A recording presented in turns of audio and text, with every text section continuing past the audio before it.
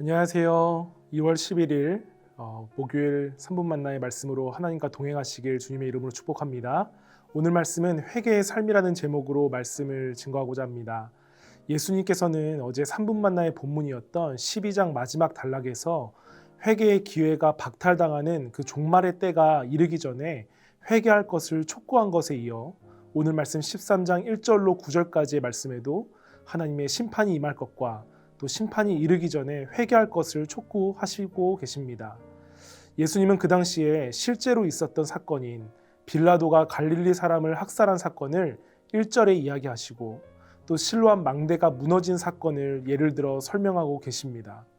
정확히 성경은 빌라도가 어떤 이유로 갈릴리 사람을 학살했는지에 대해서는 말하고 있지 않지만 성경학자의 말에 의하면 로마에 항거하던 어떤 갈릴리 사람들이 성전에서 제사를 드릴 때에 빌라도의 병사들에 의해서 죽임을 당했고 그 피가 제물에 섞인 사건이었을 것이다 라고 말하고 있습니다.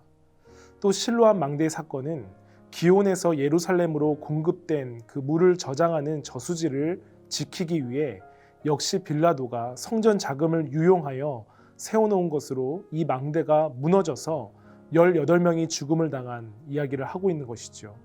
한마디로 이것은 재난이나 마찬가지였습니다. 이 당시 유대인들은 재난의 원인이 죄에 있다고 보는 시각을 가졌었는데요. 이 두 사건 역시 죄로 인한 형벌로 접근한 것입니다.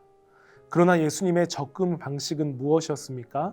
누구든지 회개하지 않으면 이와 같이 멸망할 것으로 경고하십니다. 여러분, 오늘 말씀에서 기본적으로 깔려있는 사람들의 마음이 하나 있습니다. 다른 사람들이 불행한 일을 당했을 때에 그것을 자신의 잣대로 판단하고 정죄하고 죄 때문에 그런 거라고 판단 내리는 잘못된 모습이라는 것이죠. 나는 죽고 예수로 사는 그리스도인들이라면 여러분 어떠한 마음을 가져야 합니까? 어려움에 처할 때, 상대방이 공경에 빠졌을 때에 정죄하고 비난하는 것이 아니라 자신을 먼저 돌아보는 회개의 기회로 가져야 한다는 것입니다. 제가 초등학교 때 수련회만 가면 들었던 이야기가 있습니다. 주님을 깊이 경험할 수 있는 첫걸음이 바로 회개라는 것입니다. 나의 죄를 다 고백한 자들만이 하나님께 나아갈 수 있다는 것이지요. 사랑하는 여러분, 오늘 말씀을 묵상하는데 그때 이 말이 저의 귀를 울렸습니다. 회개는 부끄러운 게 아니라 하나님께 나아가는 귀한 열쇠가 되는 줄 믿습니다.